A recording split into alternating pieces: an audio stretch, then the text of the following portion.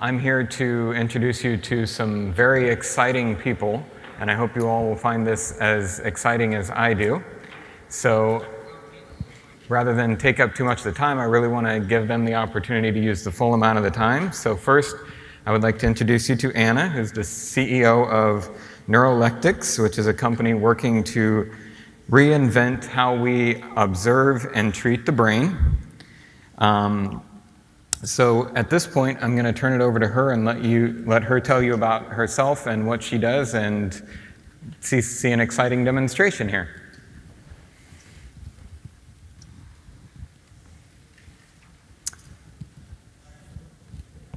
Yeah. Hello. So it's a pleasure to be here. Thanks, Mark, for the intro. I came here 2 years ago, and I'm just so astonished to see how Linda and Henry and the rest of the team have been able to grow this conference to what we are seeing this yesterday and today. So yes, I'm going to talk about the brain and what I believe is going to be new technologies that can help the way we deal with brain diseases. You know, we are in a conference talking about the brain futures, and I think that the future doesn't look very good on us because 1 out of every 5 people in this room is going to develop some sort of brain disease. And the bad news is that for most of these diseases, we don't have the right cure.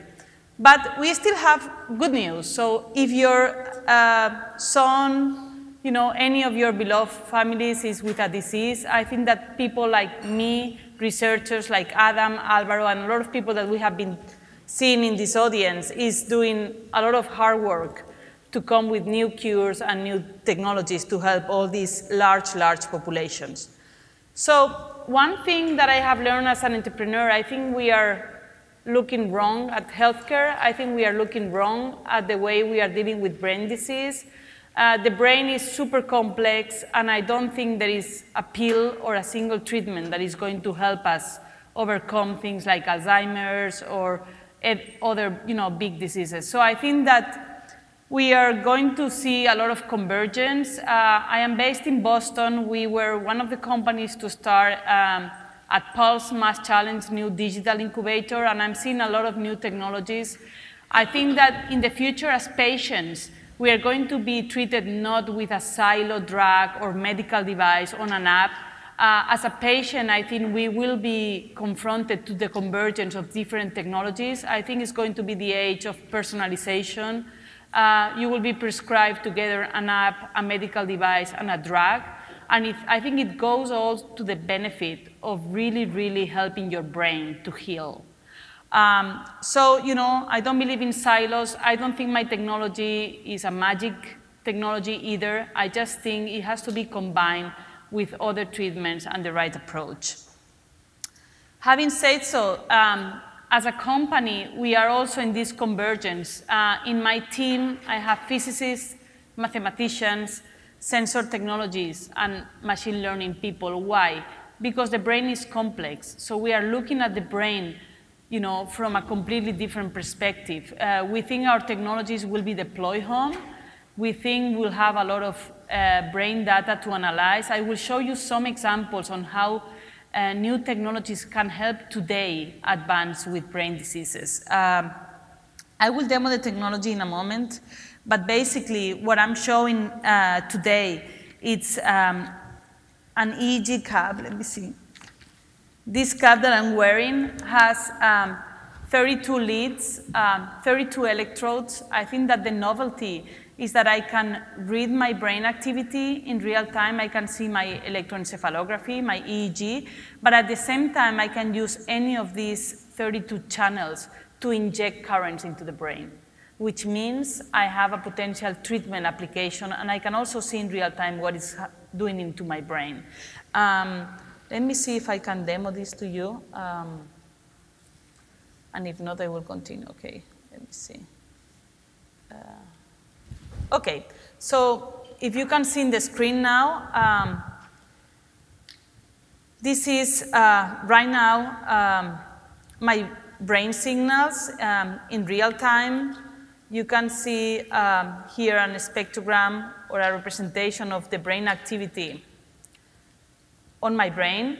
So this EEG is not a new technology, as you know. So it has been used widely for epilepsy diagnostics, for sleep disorders, and for other pathologies. So you can imagine a kid or a person wearing this home and able to stream this data, and we can see if there is some epileptic activity or some brain disorders. But I think that the beauty is that we can also, we can also use that information with very sophisticated mathematical models. Here. So here you have a representation also of my brain in real time.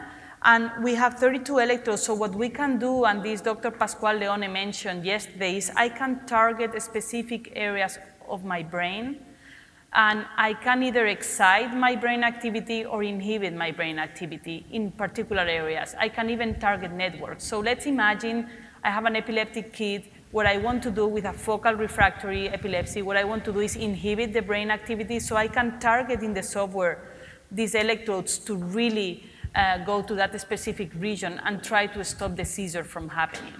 In the case of a stroke, I will want to excite brain activity in another area. So this is a fully personalized potential technology, and I have the EEG on top to give me a sense of what I'm doing to the brain. So I think it's going to be a revolution when we see these devices applied in the medical field. I believe physicians will be monitoring patients at home. And as a company, we decided not to go through the consumer path, but through the medical path. So what are we doing with this technology for patients? So I couldn't agree more with Dr. Peña in the panel before. We engage early stage with the FDA. I think entrepreneurs like me shouldn't be scared of the FDA. They are reasonable, nice, nice people to talk to, open people. And I think that they are right to say you should engage as early as possible and check if what you have in your mind as an entrepreneur is going to be good in the FDA. So for me, it has been a wonderful experience to work with the FDA. We have our EEG FDA approved. So now this device is being sold in the US as an EEG device for things like neurofeedback, epilepsy, or sleep disorders diagnostics. But I think there is much more to it. In our team, we are applying machine learning and advanced techniques into EEG. I think MRI took all the credit and is the rock star of technology, and EEG was left behind.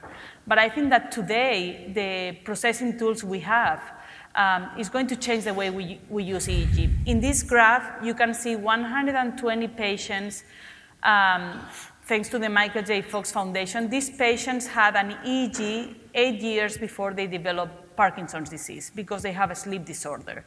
So we had the EEG data set from these 120 patients. And in the graph, you can see by using advanced machine learning technologies, in the blue line, we have been able to classify Lewy body patients versus PD patients, Parkinson's disease, which is the green dark line, versus healthy control or sleep disorders. This is an example, as you can see in the graph, is a very significant difference. Now we are doing 750 patients with the support of the foundation, but what I'm saying is we have been able to early diagnose 8 years before symptoms of Parkinson's disease appear in a very cost-effective technology. This biomarker. I think this is going to be a game changer for diagnostics in the future, and that's why we are so happy that now we can start to work with these technologies in the clinics throughout the US.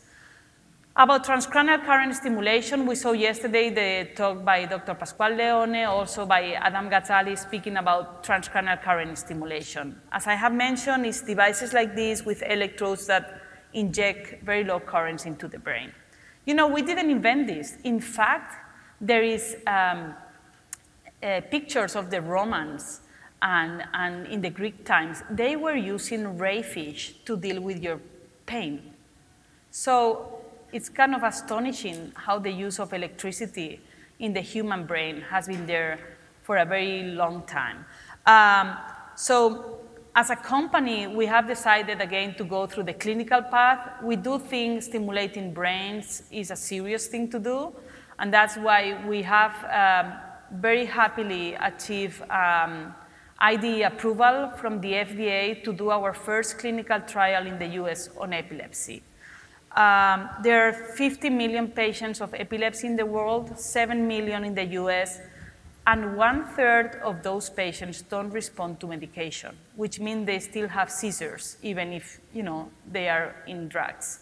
So the only hope they have is to have a surgery and have removed that part of the brain with bad consequences, for example, for speech, language, or vision. So thanks to the FDA, we are currently running this trial at Boston Children's Hospital. It's going to be a pilot of 13 patients followed by probably a pivotal of 100 patients in which they are going to receive 10 sessions of transcranial current stimulation over 10 days, and we aim to reduce their seizures by 40%.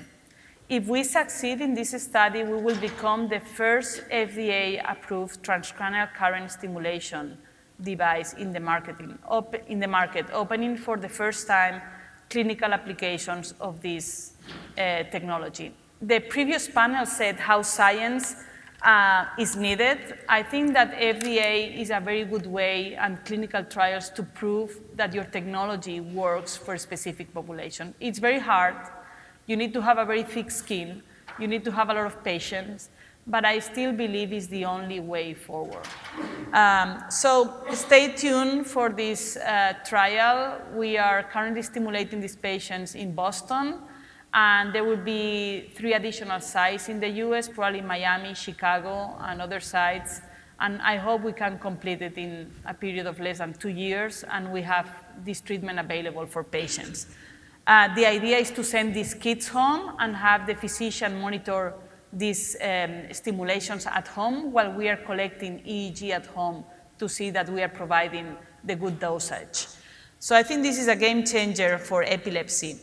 But we still think there are other things that can benefit from this technology, and we are working with Dr. Ghazali in cognitive decline as well as in Harvard.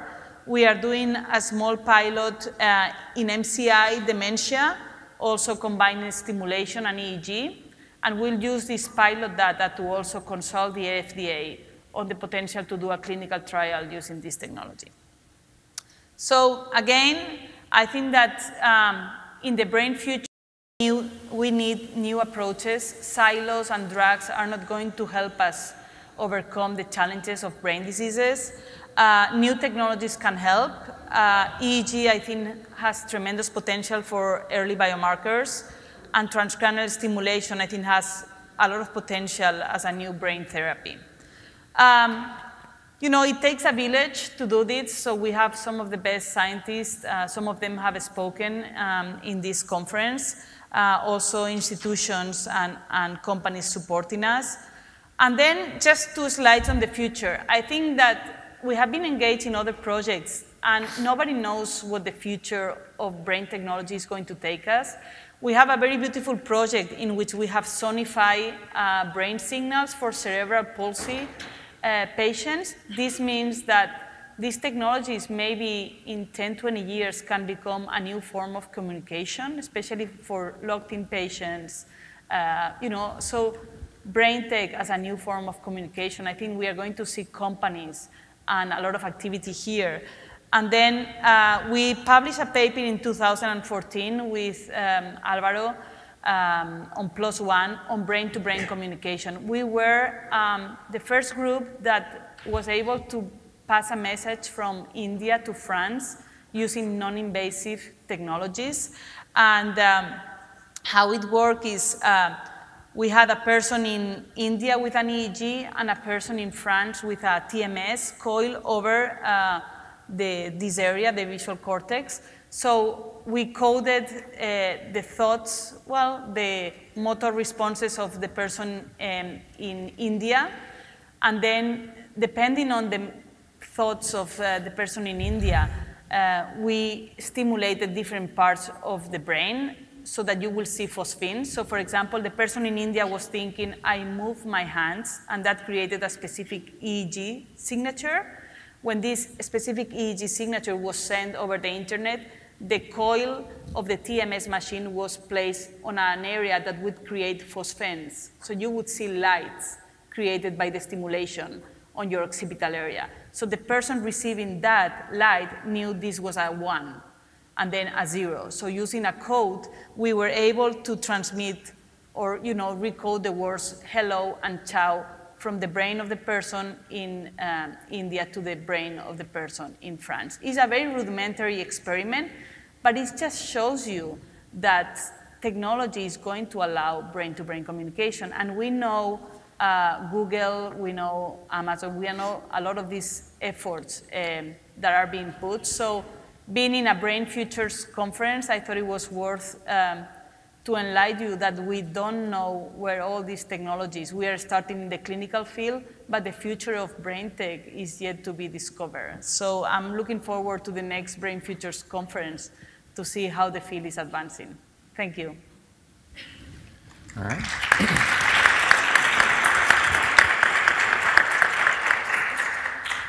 So I would like to open it up for, we have about 5 minutes here for questions. If anybody has questions, just raise your hand and, yes. So with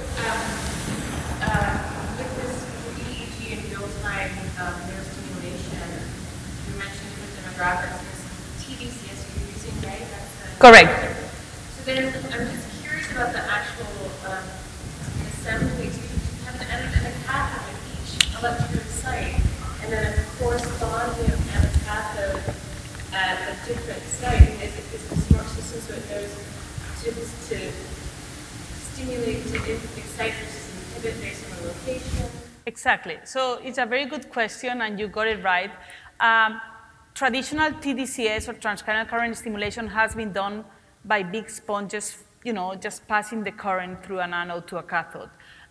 We do believe in the concept of multi-electrode network stimulation. So yes, we have built a sophisticated mathematical model of the brain. So the software, you have all the electrodes in your cap, but then the software calculates the combination of currents and anodes and cathodes over a specific targeted region to make it as focal as possible.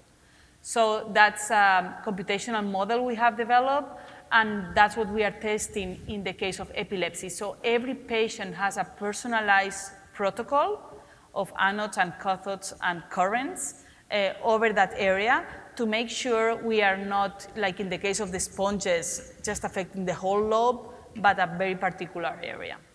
We are not TMS, it's a very low current, so you have limitations in tDCS on how focal you can get. But I think that on the other side, the repetition of tDCS and the fact that you can do it at home day after day has plastic effects that we don't see in things like TMS. So what we are doing is leveraging the limitations of tDCS by doing multiple electrodes, and also the objective of going home and have sustained therapy. We don't know what happens if you take a patient home for a year and you do 3 sessions of stimulation every week. Are we really going to reduce seizures from 40% to 10%? Is there a limit to that? Those are questions that we don't yet know. But the mechanism of actions of tDCS, I think, will show great benefit when do it at home. I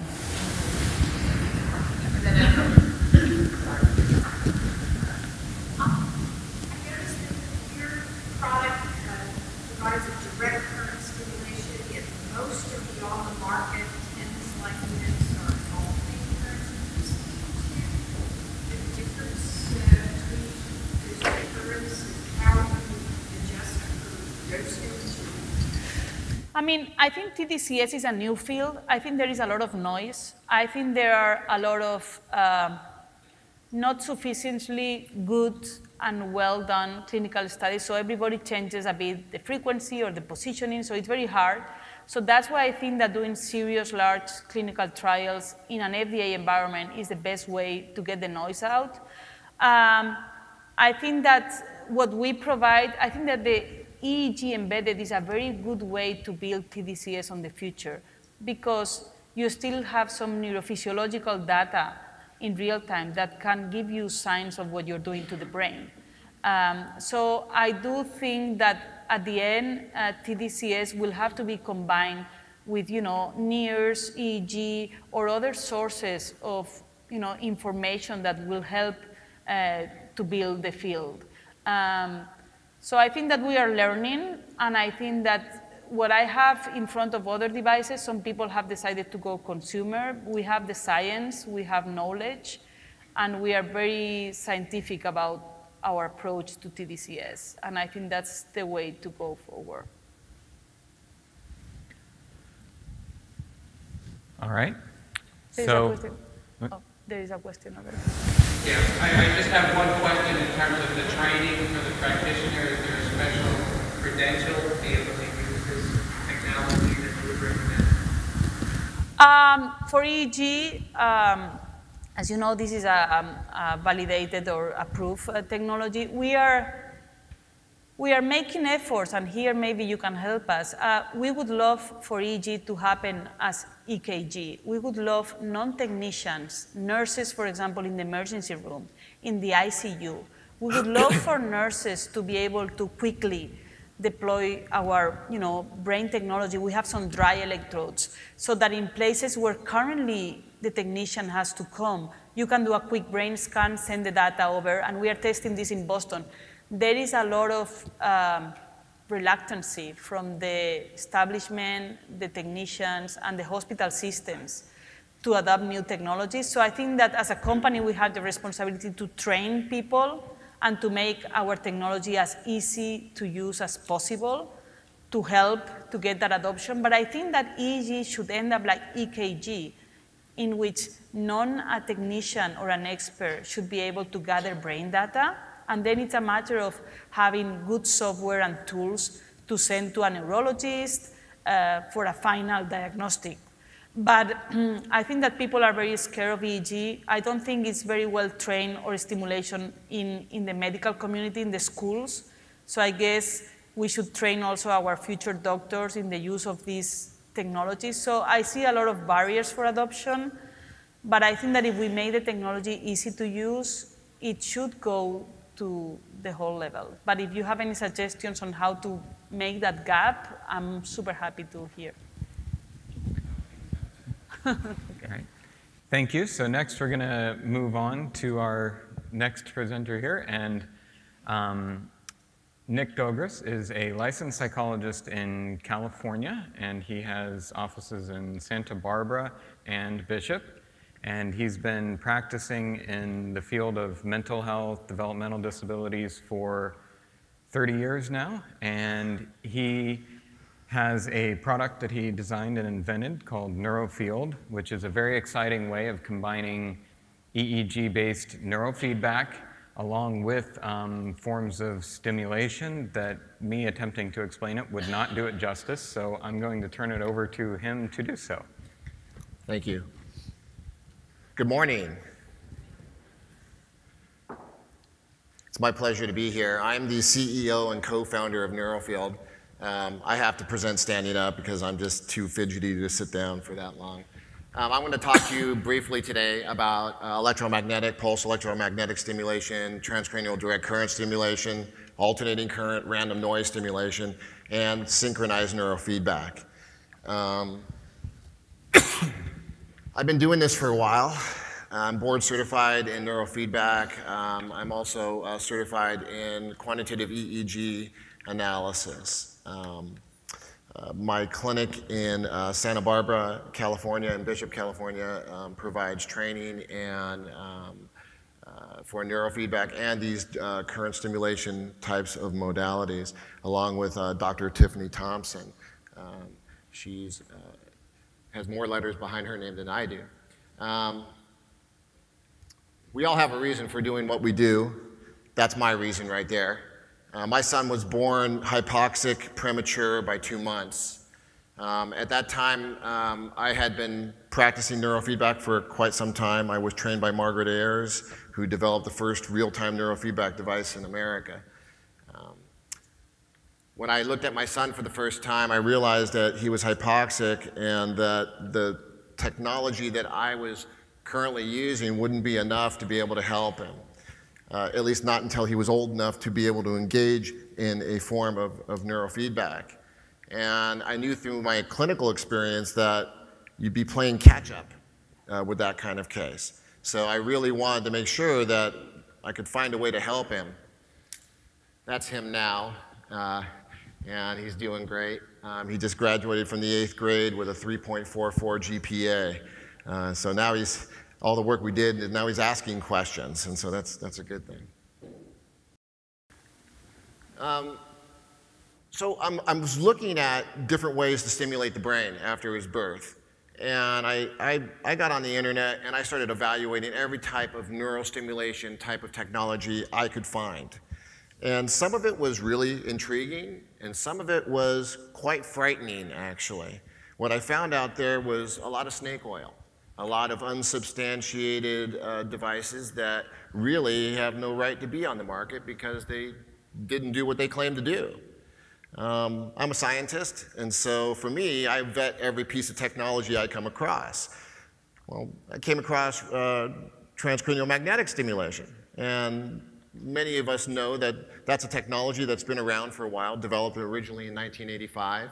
And I thought, that's pretty interesting, but that was really the psychiatry's way of saying, well, we don't want to do electroconvulsive stimulation anymore. How about we try something a little less invasive, see what it does? Well, TMS has a utility, and it's a good technology. However, it forces a depolarization of a neuron, and you would be very hesitant to use it on an infant. And so I was looking at, did anybody actually do something at a very low level? So I started seeking out information about that. And there has been, if you look in history, electromagnetic stimulation has been used for a long period of time in different ways throughout the centuries, actually. But I didn't find anything that really said that EMF would be something that would be helpful for a young child at a very low intensity. So I have an engineer, and the two of us came up with a device where we decided to give very low intensity electromagnetic stimulation to the brain. And we found that we ran a study with 21 subjects, and we gave all the subjects just a couple of minutes of EEG stimulation. And we took quantitative EEG pre and post. So the EEG was taken post immediately after the stimulation. We wanted to see what the brain actually did. When I looked at the statistics, I got a little discouraged because I didn't find any clinical differences between the groups. And I thought, well, I guess it doesn't work. But then when I looked at each subject individually, 100% of the sample changed. They all changed differently. Significantly different, but differently. So I almost threw the baby out with the bathwater when I started looking at this, and I thought, okay, it happens. Every brain changes differently because every brain's hub system is going to respond differently based on the kind of problem that individual has.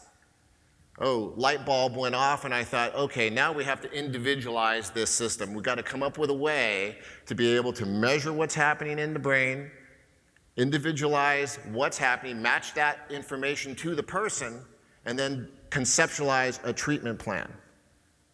That was the original thought.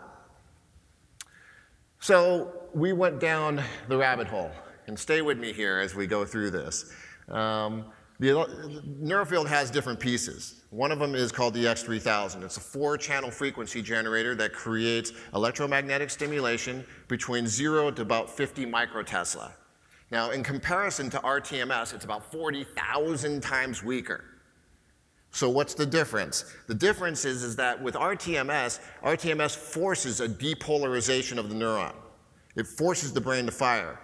Neurofield, on the other hand, when we pass a little electromagnetic pulse through the brain copies it and mimics it. So Neurofield becomes a form of entrainment. Now that's interesting. So if the brain isn't moving at a certain speed, if there's not enough delta, if there's not enough theta, if there's not enough alpha, you can give that frequency and essentially put the brain on a treadmill. It becomes physical therapy for the brain.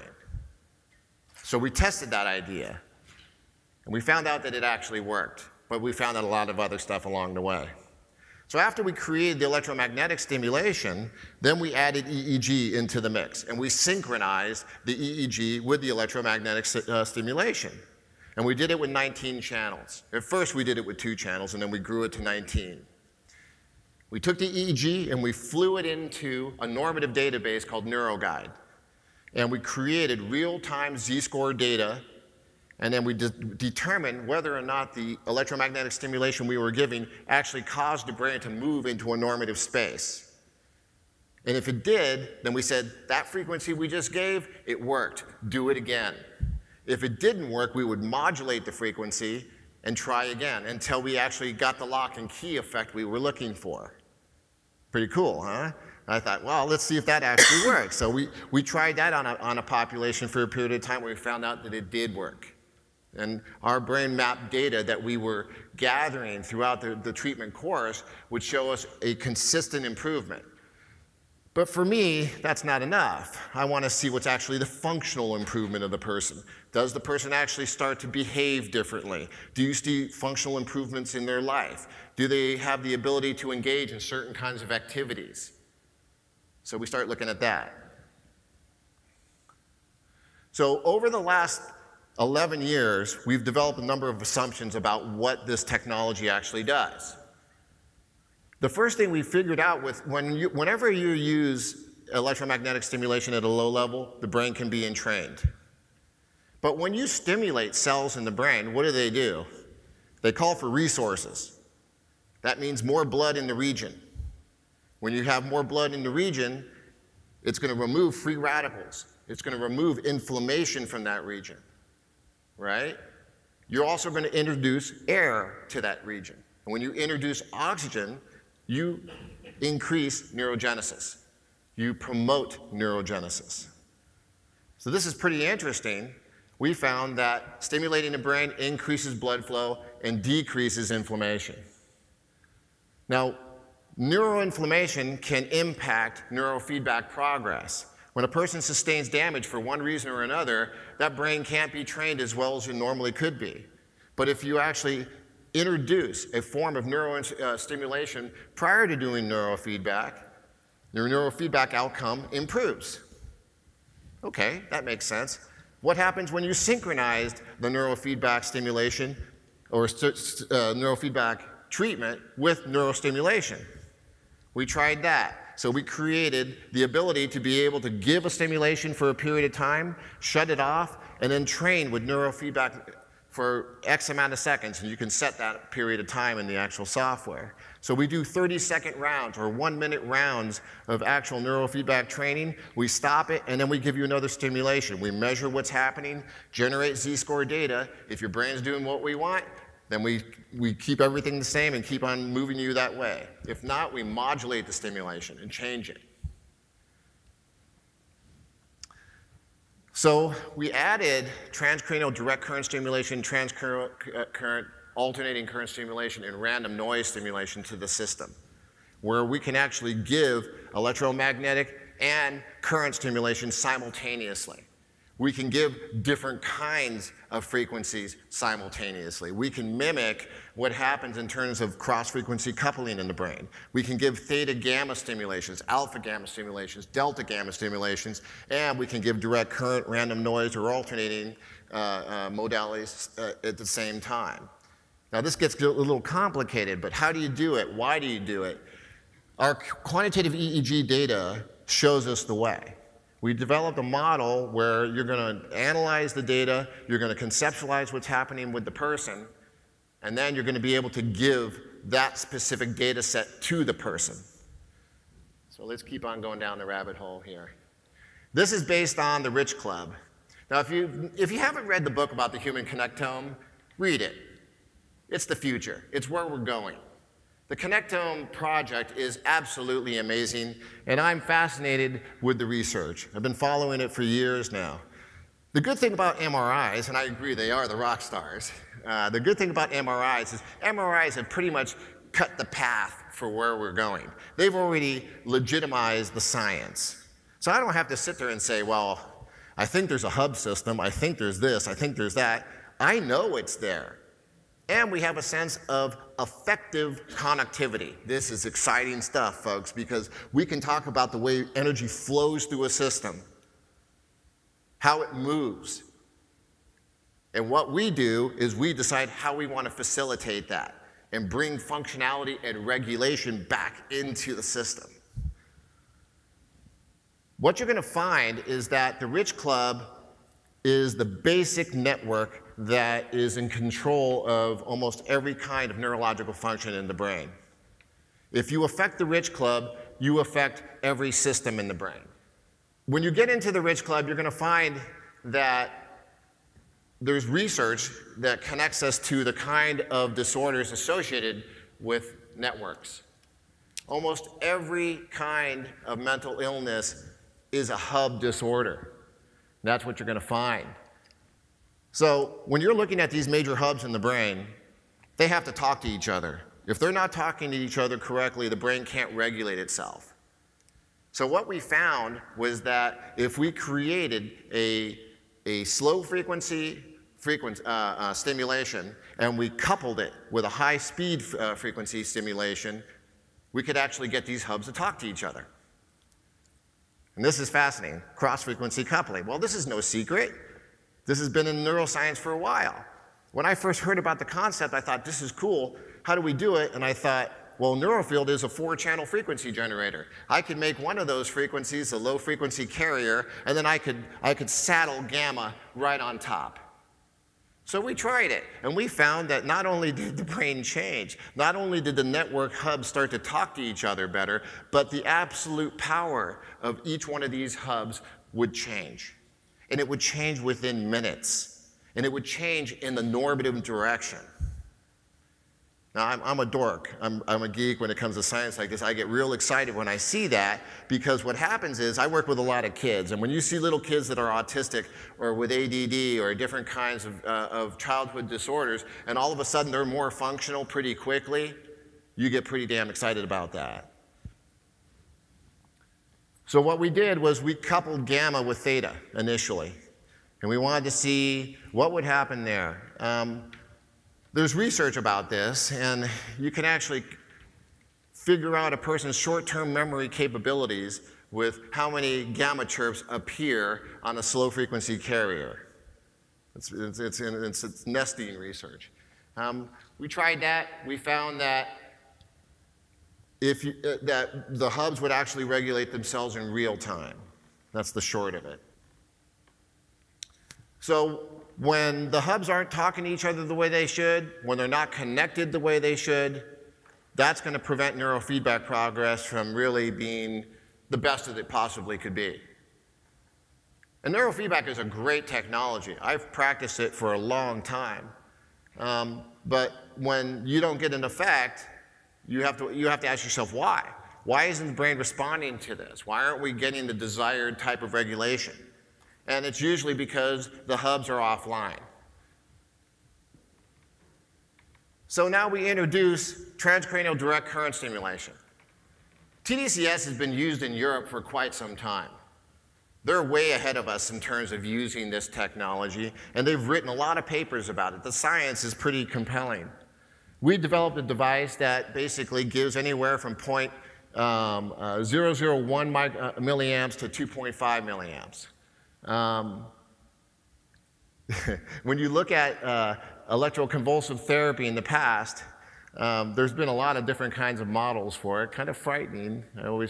That's the first kind of ECT device ever used.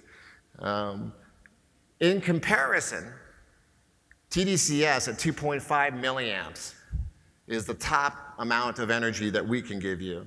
ECT is given at 700 to 800 milliamps to promote a seizure. Now, we developed a device that does all 4 of these kinds of stimulations. tDCS is simply streaming electrons from an anode to a cathode. That's what it does. There's no frequency associated with it. We can break the signal up in such a way so that we can stream multiple anodes into multiple cathodes. We can run multiple units and actually have 4 of each different kinds and run them in real fancy ways. Transcranial random noise stimulation is, for those of you that remember flipping the channels and you caught one that didn't have a station on it and you got the white noise there. Okay, that's white noise. That's random noise. Now, you were probably watching that on a 300 dot per inch television at that time. Imagine watching it on an 8,000 dot per inch television. That's what we developed in Neurofield. So we have an 8K random noise generator that we can actually generate and put right into you. Now, I'll tell you why that's important in a little bit. Alternating current creates a frequency. Just like electromagnetic, we can generate frequencies from anywhere from 0.001 cycles per second, and I capped it at 1,000 cycles per second for now. That might change in the future. And then pulse is the same thing as alternating current, but you're giving small pulses and there's periods of time between each pulse. Now, is it safe? Yes, it's safe. There's a lot of studies that show the safety of tDCS. This is last year's study. There's a new update to this study. But the bottom line, the takeaway from this is there are no reports of serious adverse effects or irreversible injury across 33,200 sessions and 1,000 subjects. That's pretty compelling. And it's better than most medication studies. And trust me, I know medication studies. I worked in-house in a psychiatric facility for 7 years. Medical pharma, I'm not even going to go into it. They don't do as much to make sure that the medication is not as dangerous. So the initial thought with tDCS is there's an anode and a cathode. And psychiatry kind of said, well, what does that do? Well, the anode is excitatory. It's going to increase what's happening right under the site. And then the cathode is inhibitory. It's going to decrease activity right under that site. That was the way it was initially presented. But what they found was that right where you place that anode, the excitatory behavior is going to start eating glutamate. It's going to put the brain to work. And so you're going to take a glutamate hit wherever you place that anode. Now, the cathode being inhibitory, you're going to see a GABA hit, right? And so you're going to see the brain calm down in that area. That's pretty exciting stuff as well. This is new research, and it shows that we do change the resources of the brain. We tax the brain when we actually treat it. So should you treat the brain in just isolation? No. You have to consider the whole body. You have to consider the whole system. You have to look at the biomedical aspects of the person, what they're eating, how much they exercise.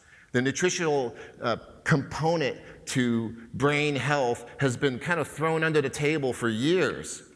It's time to change that, folks. If you use this technology and you don't look at the biomedical piece, a person will tank on you and they're going to get worse. They're going to regress.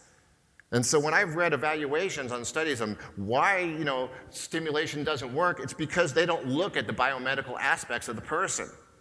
They don't talk about the big three: sleep, exercise, nutrition. And I have all sorts of stories about that. The kid walks in eating a Big Mac, and in the other hand, he's gripping a script for Adderall. Yeah, I'm ADD. Well, yeah, you are. You're eating crap food. I know, don't get me started. Okay, so tDCS, right? We have the anode and the cathode. What MRI studies are showing us now is that between the anode and the cathode, you get increased blood flow. Wonderful. That's why it works great for migraines, right? But also, when you increase blood flow, like we said earlier, it reduces inflammation. It also gives rise to neurogenesis. But it gets more exciting, folks. What they found was that it improves neuroplasticity. It actually promotes it. So the brain can go into a neuroplasticity state and basically reroute its ability to do things. So they did this great study on rats, and they said, hey, we're gonna cause a stroke in these rats and see what happens to them, right? And see if we can actually help them to recuperate using tDCS, and they did. And I said, well, that's wonderful. We've been doing that in my clinic for a while now. That's a gentleman who came in. His right arm was completely useless. That's the physical therapist in my clinic who worked on him as we did tDCS. Imaging studies now are showing us that, why did that work? It works because it gives rise to calcium ion surges. in the astrocytes. Now, again, this is geek stuff. I love it. They stimulated a portion of the brain, and they saw the calcium ion surge globally. So all you have to do is light the fuse in one portion of the astrocytes, and the whole system lights up. And when that happens, the brain goes into a malleable state. It gives rise to neuroplasticity, and you can change what's happening. So what we do in the clinic is we will stimulate the brain, and if you have a reading disorder, we'll have you read. If you have a speech disorder, we'll have you speak. If you have a movement disorder, we'll have you move. If you have math issues, we'll have you do math. You get it? Oh, real brain science here. This is great. So you use interval training to get a person moving while combining the neurostimulation. We want to bring it and generalize it in a functional way to our patients and develop skills that are real. Well, when calcium's surging like this, you can help reprogram the system any way you want to. Athletes are using this now for peak performance. Pro athletes are going in, getting zapped for a period of time, and going out and engaging in their sport. And they're improving their form, their golf swing, their baseball swing. Pretty cool stuff. So now there's studies that talk about not only how we can cause these calcium ion surges, but the whole conductivity of the rich club changes. Now this is even more fascinating. The rich club regulates itself as soon as you give the DC stimulation. Because the brain is a self-tuning mechanism. It's the smartest doctor on the planet. It knows how to repair itself better than any of us in this room. If we get out of its way, it does a better job. That's why if we're too aggressive with brain stimulation treatment, we go backwards. But if we appropriately monitor the person, then we can take them to the place where they're at their maximum potential.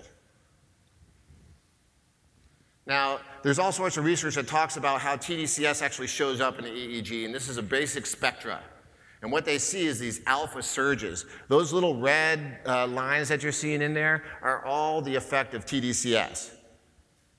You stimulate the brain, and you see alpha spikes. That means the brain is going to work. It's engaging its own compensatory mechanism to regulate itself. The rich club, this is another slide that talks about the rich club, and it talks about how it actually, the conductivity in that system starts to improve. Now, there's all sorts of studies that talk about how does tDCS work with depression. Well, it's been shown to be very effective for depression. Here's a study. The blue line there is the actual active treatment. The red line is the supposed sham treatment.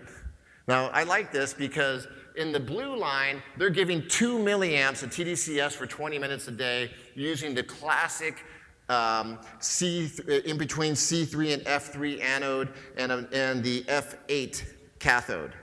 That's a classic tDCS placement for depression.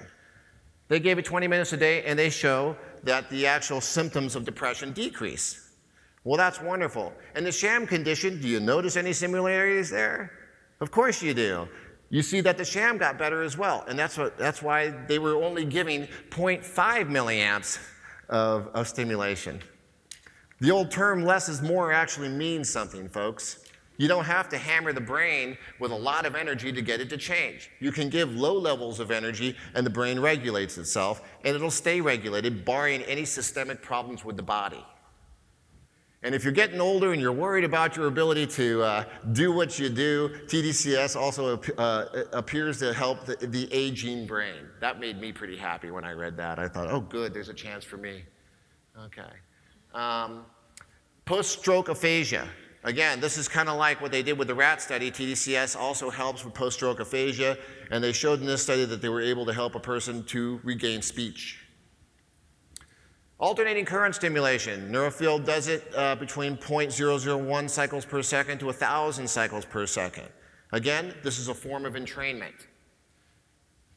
Now, the studies, again, show that this works. This actually works. They've done studies where they showed alpha entrainment improves and increases while you give the stimulation. And when you do post-studies, you actually see that it holds, barring any systemic problem or bad habits of the person.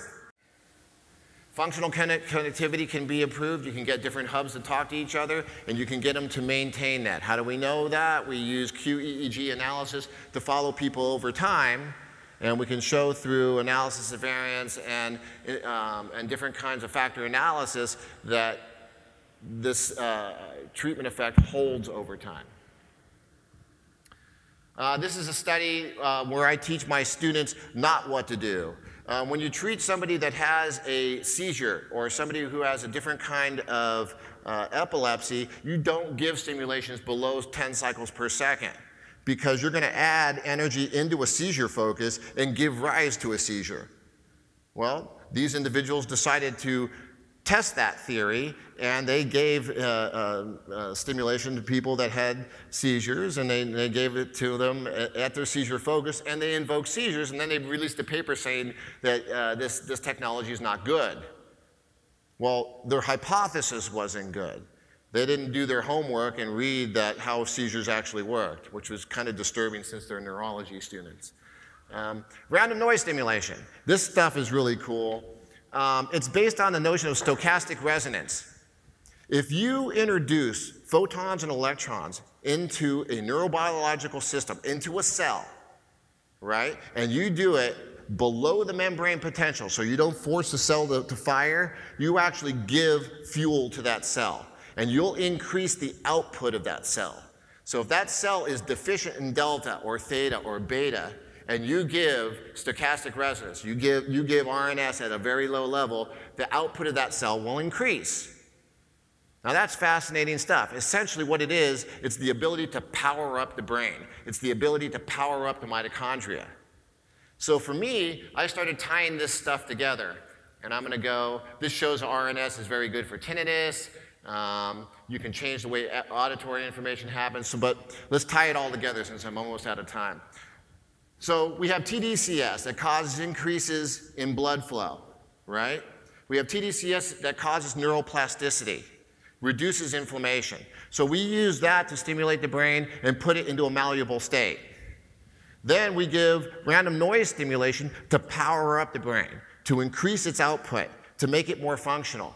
And then we follow it with synchronized alternating current and neurofeedback. So that's exactly what Neurofield does. And we use norm reference data to do it. So we started looking at concussion. And what you're seeing here is Loretta analysis maps. But Loretta is the poor man's MRI for neurofeedback. The map on the left is the pre. The map on the right is the post. Green is the normative. If you see stuff in red, it means you're 3 standard deviations above the norm. On the left there, you can see there's enormous amounts of delta activity, delta theta activity. And on the right, you can see how it's pretty much regulated itself. That's a single session, folks. Let's go next. Now, what we showed, if you see there, the black line on the top indicator is what the person looked like when they came into the session. They have a moderate level for concussion. This is based on the NeuroGuide Applied Neuroscience normative database. After the session, the red line is what they look like. They look worse after the session, right? The blue line is what they look like the next morning after sleeping for the evening. Person comes back in, they're feeling a lot better, and they're more functional, and they realize it, which is interesting. So we've treated schizophrenics. In my opinion, schizophrenia is a hub problem. And what you see is that the anterior cingulate is usually deregulated, and it's usually not connected correctly to the posterior superior cingulate. Now here's a 50-year-old male who comes in. On the map on the far left, you can see the theta blip there in the front. Now that's about 2.5 to 3 standard deviations above the norm for theta activity. Paranoid schizophrenic, a person who was isolated on meds and not functional. And you can see these 3 maps show the progression through treatment. The blue is a form of hypoconnectivity. The brain's not connected in those frontal lobes and that frontal hub the way it's supposed to be. And so as a result, this person is moving slowly, has too much theta activity, they're cloudy, difficulty with attention, difficulty with concentration, and the hub's not able to communicate to other portions of the brain. But as the treatment progresses, you can see how the hypoconnectivity changes. The hypocoherence reduces, and the amount of theta activity reduces until we get into the third map where it's gone. Now here's the interesting thing. This guy has lived in a board and care facility, and by the time we got to the third map, he ends up and goes out and gets a job and doesn't tell anybody. This is a paranoid schizophrenic who goes and gets a job and comes back and then announces it later, oh yeah, I got a job. Just because he felt more functional. To me, that's the best double-blind study you could ever run. I like that. Parkinson's. We work with a lot of Parkinson's people. And this is what it looks like as we're going through treatment. We can help to reduce the rigidity of Parkinson's. We can help to reduce the tremor. We can help to improve sleep. And we have shown that multiple times. It's a very difficult disorder to treat, but if you see the connectivity here with the red and blue lines there, that's a very unusual form of connectivity. Hypercoherent in the front, hypocoherent in the back, right along the motor cortex. And as the person gets treated, you can see how that hypoconnectivity and hyperconnectivity changed. It pretty much eliminated, but it came out in different portions of the brain. This is an ongoing case. But as soon as we change the connectivity, the power differential in the brain changes. Now, this is a Loretta map showing the changes as we go along. Hypoxia. And for those of you that know SPECT scans, we treated a person with severe hypoxia, was strangled at birth. And this is a case that we're continuing to work on. But this is a very short period of treatment. We showed that we could change the connectivity where the actual SPECT scan showed where the damage was, where there was a hypoperfusion, a lack of blood in the region. And as we actually treated them, that portion of the brain turned on. Here's severe drug addiction. This is a guy that was in an auto accident. And excessive, you see the big red head on the left there, that's excessive brain theta activity, which is usually associated with brain damage. And as we treated this guy, he became more functional, was able to go back to work. He was an electrician. He begged me not to tell Social Security that he had changed because he didn't want to lose his benefits. Pretty interesting. But he became markedly better as the treatment went along, and the normative data showed it. Thank you.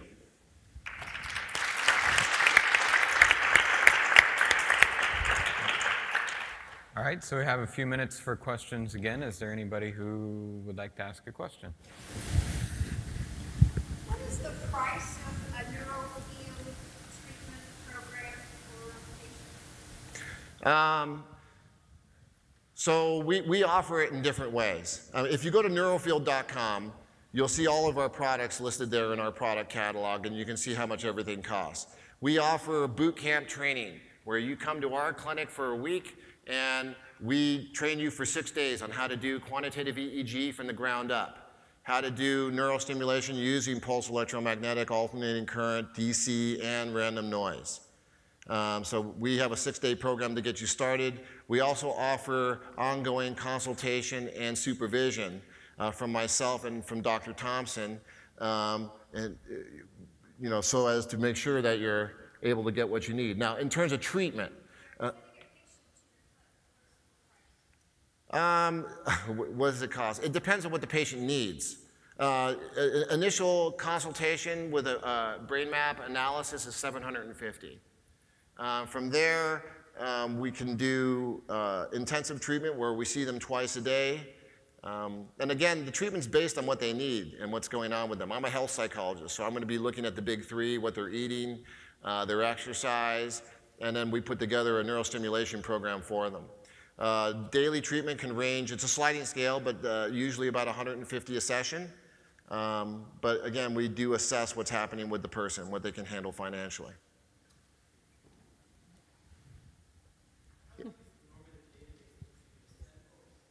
If you go to appliedneuroscience.com, you can read about NeuroGuide. Right now, I believe the normative database is 1,500 people.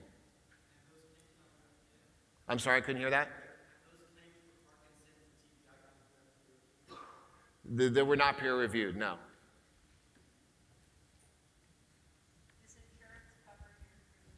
Yes, it does. In the state of California, Anthem Blue Cross and Blue Shield will cover neurofeedback with a psychologist.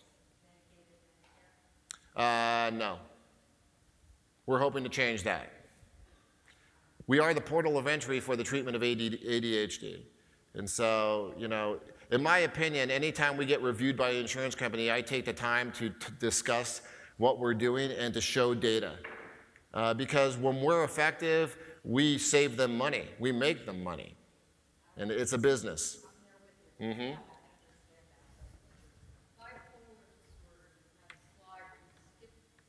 Yeah. That's a tricky one. It's a tricky one because you have to look at mood, obviously, and whether, you know, they're rapid cyclers, what kind of bipolar they are, 1 or 2. It can be effective, yeah. And it can be very helpful. But again, we have a functional medicine doc that works with us now. I've been involved with a lot of different psychiatrists over time, and really how you medicate is important. Quantitative EEG analysis can show the effectiveness of medication, which is why we do a baseline to get a sense of what's happening, and then we speak with the psychiatrist and get them on board on how to help us out. Instead of giving more, sometimes giving less is better.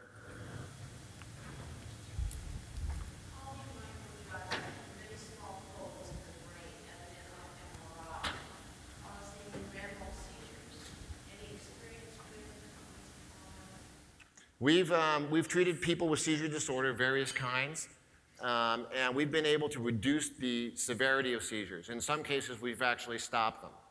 I have cases that I've followed up on. Right now, I'm working with a guy, he hasn't had a seizure in 7 months, and he would have seizures weekly.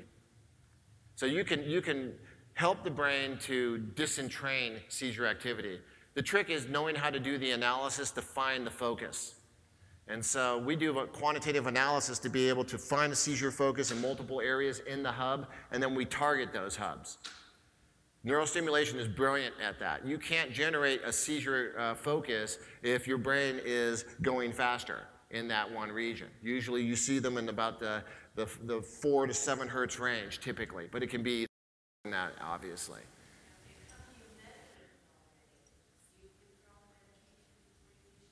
Absolutely not. We never take away medications without working with the psychiatrist or the physician directly. We work with them. If you take away a medication from somebody that has a seizure disorder, you're setting them up to fail. It has to be done slowly. And you know, when I train people how to do this technology, we train them in such a way where we say, seizure is an advanced case. It is one that is more complex, and you should have supervision. Now, who does this work? You know, that's a question that was asked earlier. It should be somebody that's appropriately trained, competent in neuroscience, that is, you know, somebody that goes through the process of getting certified. I'm certified as a BCN, you know, biofeedback certification. You can get that through BCIE International. Quantitative EEG certifications are also a very good thing to get. It ensures competency in the field and a standardized approach towards different kinds of problems. So those are things that should be done. All right. Thank you, everybody, for your questions and everything. I'm sure that it looks like there were a lot more questions out there for both of our panelists. So I'm sure that if you would like to speak more with them, that they would be happy to answer those questions for you. And it truly was an honor for me to be up here and introduce both of you and hear what you have to say. Thank you. Thank you.